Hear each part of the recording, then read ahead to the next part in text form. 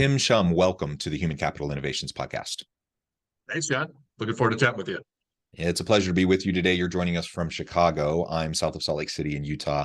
And today we're going to be talking about macroeconomic and labor trends coming in 2023. We know the last few years have been something of an anomaly in many ways with the pandemic and with inflation and everything connected with that. Of course, all of this is then bleeding into 2023. So we're going to unpack what that all means for this year and what employers can expect as they're thinking about labor markets and such. As we get started, I wanted to share Tim's bio with everybody. Tim Schumm spent 10 years at Aerotech, the largest privately held staffing firm in various roles: recruiter, salesperson, national sales, and regional leadership. He was the top salesperson out of 2,000 reps for 3 years from 2010 to 2012. Lucas James provides a service that is 40 to 60% cost savings compared to traditional fee-based recruiting firms. And Tim is very vocal about some of the challenges and headaches that HR and talent leaders have when working with recruiters. The model is broken, expensive, poor service, etc. And Tim is a thought leader when it comes to discussions around the economy and how that affects the labor market. So I think all of this is fantastic. I'm excited to explore this with you. Before we dive on in, anything else you would like to share with me or my audience by way of your background or personal context, and then we'll just dive on in.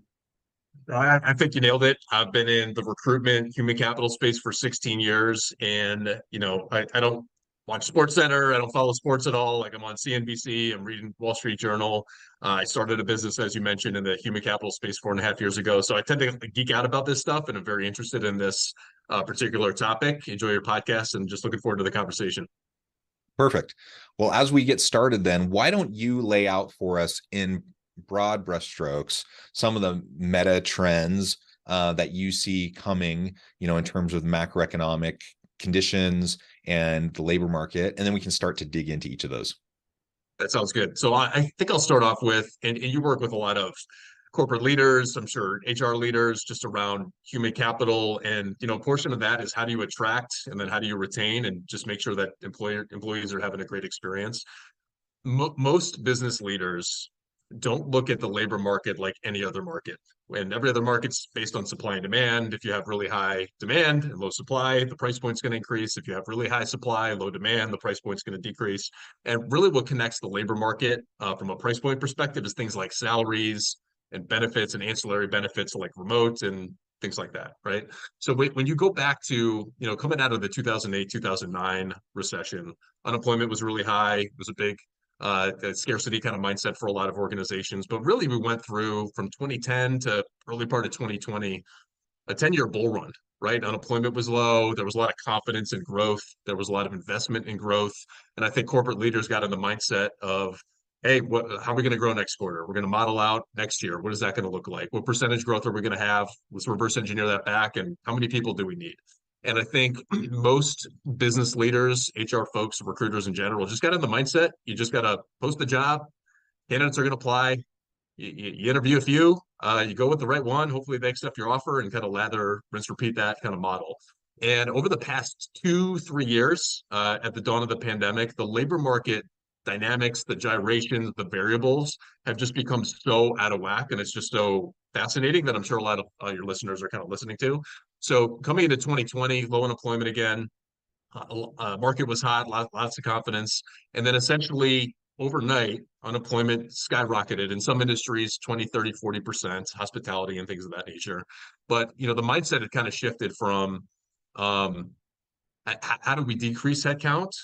And then, as we all know, V-shaped recovery, the last 2 years has kind of been nuts in a lot of different areas. The inflation number was really high.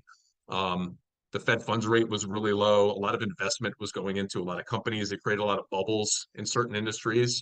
And what this did to the labor market is, in a lot of different industries, and specifically some specific skill sets, the demand completely outweighed the supply. So you've probably talked about or heard about things like quiet quitting or the Great Resignation. And for most markets, the market dictates behaviors. So if you're an employee on the marketplace and you're getting calls for 20%, 40% more of your salary constantly, and before you're like, hey, I got to stick out some adversity every once in a while, my employer, and this is kind of part of work, and I have a commute that I have to kind of deal with. a lot of this kind of stuff went out the window, and it created a very much candidate-driven market, employee-driven market that a lot of business leaders kind of had to deal with. And 2020 was really hot, and now Q3, Q4, you're starting to see a little bit more layoff activity, and you're starting to see that pendulum kind of swing. So I think I'll start there, but there's also a lot of macroeconomic trends that we can kind of get into. Baby boomers, wealth transfer of baby Yeah. boomers, immigration. Let's kind of dive into a few of these. The gig economy. So there's all these different factors that if you're a business leader that's sticking to the previous playbook over the next 5 years, regardless of the type of economy that you have, there's going to be a lack of supply of workers, and you need to address that for your organization, no doubt. Yeah, and I've been talking about this, man, for like at least 15 years. I've been talking about the aging workforce. I've been talking about the shift towards the gig economy, the automation of a lot of the tasks and roles that people perform. A lot of these sorts of trends. These are not new trends. People have been talking about them for a really long time. But what we saw over the last several years is that they've just been exacerbated, like they've just been sped along. And while I remember taking a grad course, an HR grad course, like back in 2000 something, or the early 2000s, and my professor telling me at the time, the baby boomers are retiring, and there's going to be this huge labor shortage. That was like, I don't know, 18 plus years ago or whatever it was. And that was staved off a little bit because of the 2008 Great Recession, and people lost a lot of their retirement. They had to work longer, but eventually the workforce continues to age, and those people do age out. And during the pandemic, of course, we saw more and more people just choose to be done. So you had those aging out who chose not to continue. Of course, you had the quiet quitting, you had the Great Resignation, you had people just reevaluating their lives, making decisions about how they wanted to live their lives and what they wanted their employment arrangements and relationships to look like. So all of that has shifted. The aging workforce matter has only continued. The acceleration into the future of work, in terms of automation and AI and machine learning and all of that is only accelerated.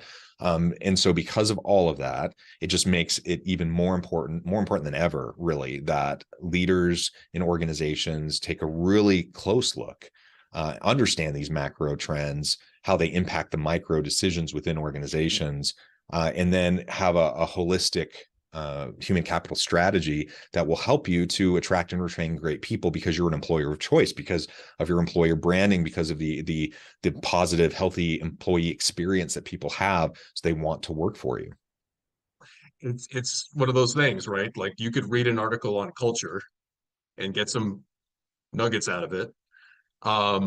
Forget to apply it, or just go back to the way that you're doing things. But until the culture affects you and your business goals, then you make the change. And it's the same thing with the aging workforce. We've been talking about it for years.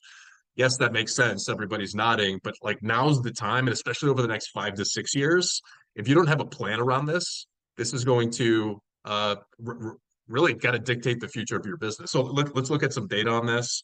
Obviously, the baby boomers, they're aging now. This is folks that were born between 1946 and 1964. They're in their late 50s, 60s, early 70s. They're starting to retire, but there's still a huge chunk of this generation that's active in the workforce. These are our senior level, most experienced people that know the tricks of the trade and everything that's in and around any organization. These are our supervisors, our managers, our directors, our C-level executives, right? We have 10,000 baby boomers that are retiring per day, or hitting retirement age, I should say, per day.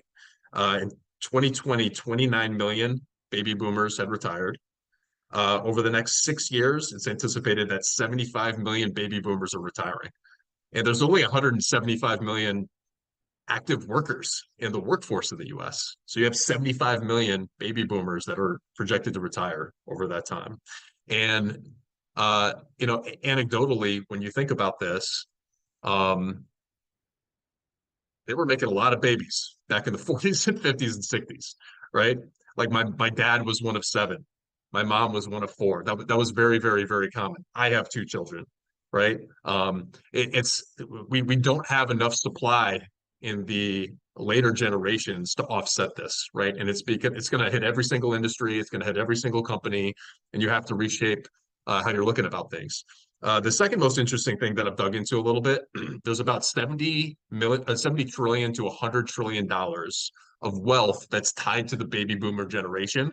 That, as we all know, once folks pass on or they retire, that wealth that gets transferred to initially their spouse, but eventually their next of kin, their children. So folks that are in their 30s, 40s, and 50s. And you mentioned during the pandemic, there's folks that chose to exit the workforce, right? A lot of them were baby boomers. But for the first time in the last 30 years, we saw folks in later industries that aren't hitting retirement age really spike in retirement.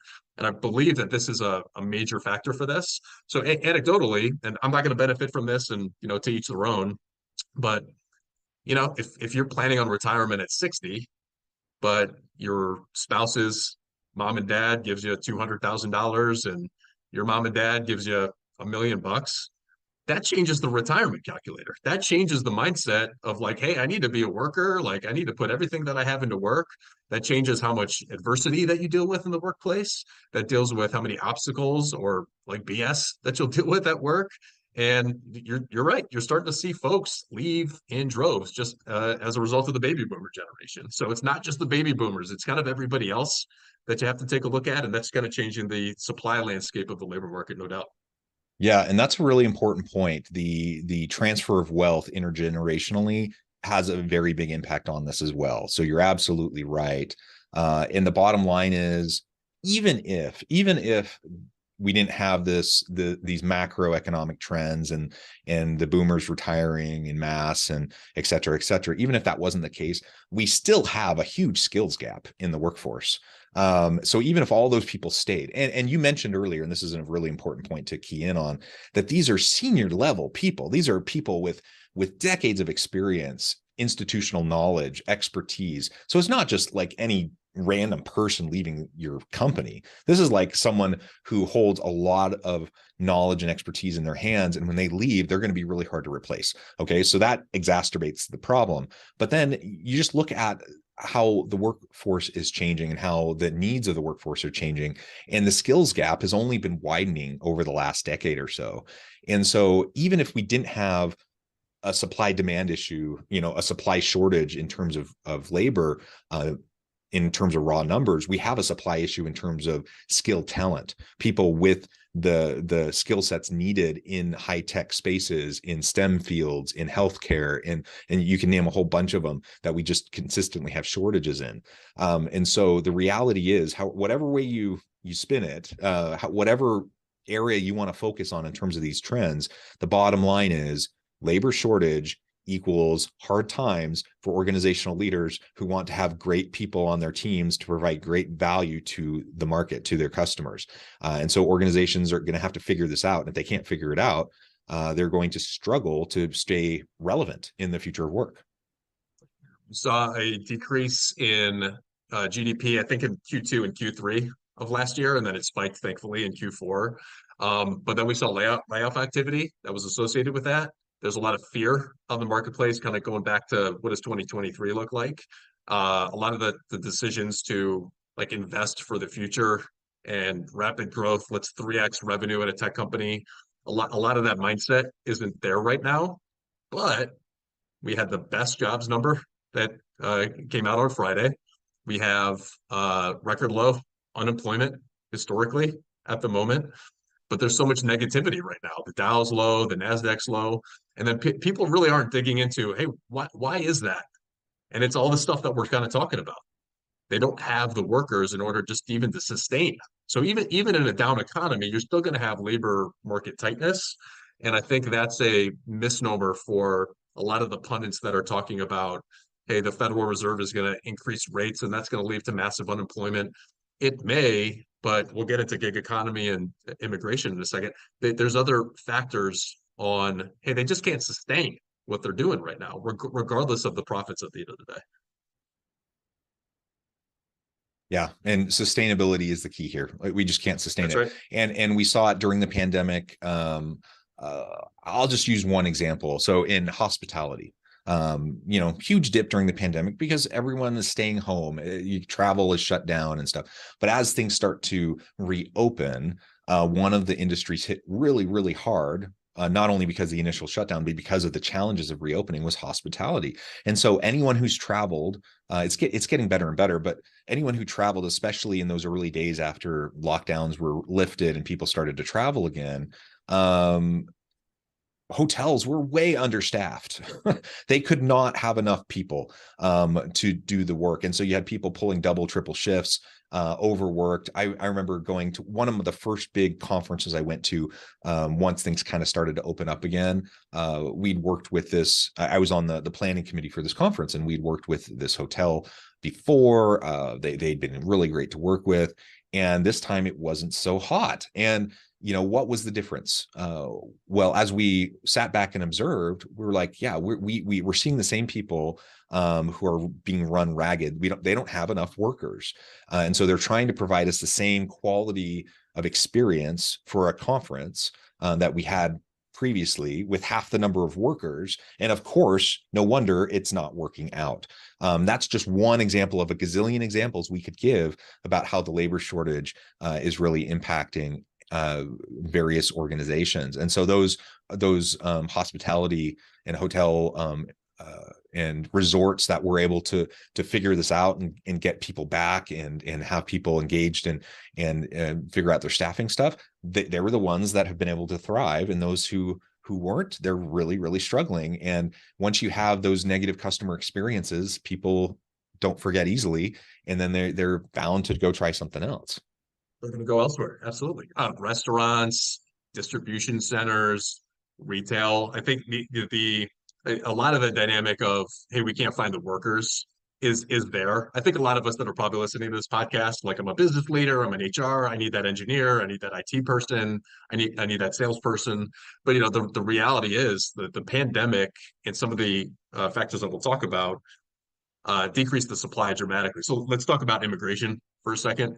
If you were to look at a chart of net migration to the US over the past 30 years, it's just one of those like up into the right charts, right? We were just adding people, the US the best place to be, you can get a job, you can change, get the American lifestyle, you can kind of change the dynamics of your family. And we had policies in place that allow to do that. And you cannot have a growing economy, especially a growing economy over time, if you don't have the workers to do that. And to our earlier point, we just weren't producing enough US citizens before in order to do that. So we had net migration, which is fantastic. And not getting political, like there's all sides of the coin here, but in 2016, we saw a shift there, right? So you saw the net migration start to decrease for the first time in 30 years, to the point now, the next 2 years, the net migration is going to be zero, and we're probably going to have negative migration, so emigration, so more folks leaving the country than are kind of coming in. So when you look at, yes, it's the H-1B visa software engineers, it's the H-1B visa IT professionals. At the same time, it's, there's a lot of folks that are entering the country and they're looking for an entry-level job at a restaurant, at a distribution center, at a warehouse, at a retail store.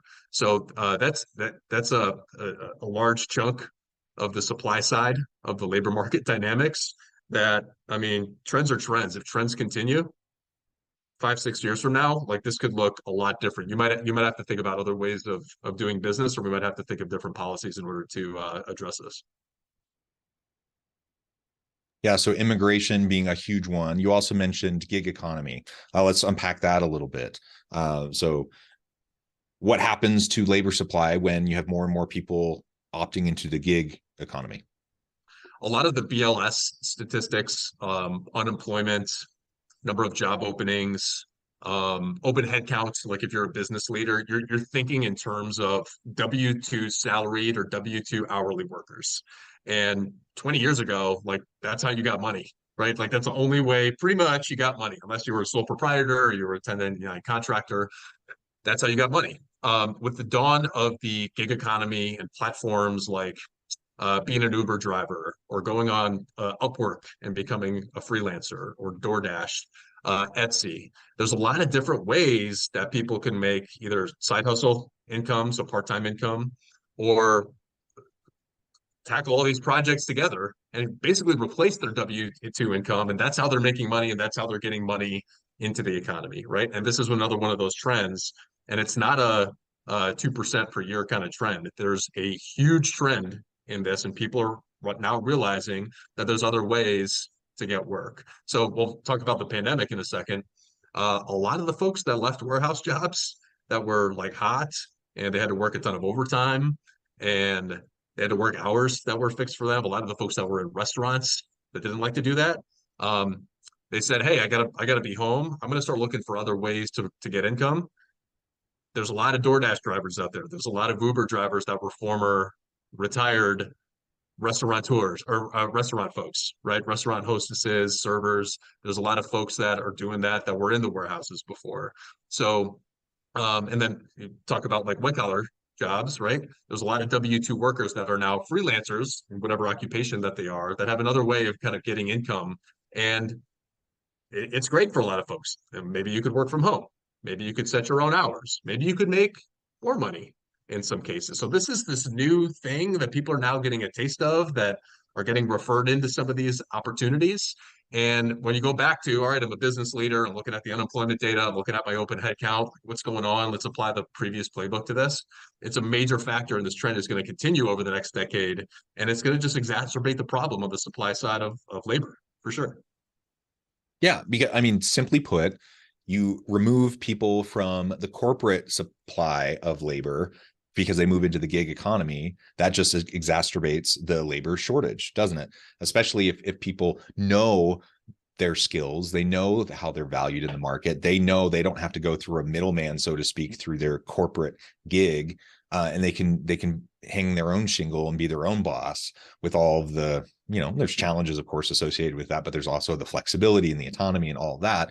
More and more, especially during the pandemic, people decided, this actually seems really nice, and they've opted into that lifestyle. The other thing I'll note is just a lifestyle preference change that we've seen generationally. So, and maybe feel free to speak to this too, but we know that more so than the silent generation or the boomers or Gen X, that millennials, especially younger millennials and Gen Z, they're just making different general lifestyle choices in life choices in general. And so, for example, you have the caricature of the millennial or Gen Z, wanting to live in a Sprinter van and travel around and work remotely. It's a bit of a caricature. There's some people who do that. It's not the norm, and most people don't choose that, but it's a illustration of a general lifestyle shift that in many cases the younger generations aren't buying into the old version of the American dream, what their parents did. They're not buying into the suburban lifestyle, buying a big home with a big mortgage that they can't afford, and all of those things. And so if you don't have those same expenses, you don't have the same need for income. And some people are saying, hey, I can survive just fine, make a good living doing gig work. Yeah, I'm not making as much as I would in a corporate job, but I have my work-life balance, I have my autonomy, I have my flexibility, I can do creative stuff and do what I want to do. And people are opting into that. Yeah, I mean, the behavior change, like the market would dictate behaviors, but also how we come up dictates behaviors a lot too. When I graduated college in 2006 from Purdue University, I entered the workforce, and I was in the recruiting business. So I saw a little bit more of this than most occupations. But, at the time, you kind of had to stick with the job that you had. If you wanted to be a good candidate on a resume, you stuck through the tough times. You didn't want any gaps in your resume. What was good to see was at least 5 years at the organization that you were working for. And from a recruiting perspective, like that's what my customers were looking for back then.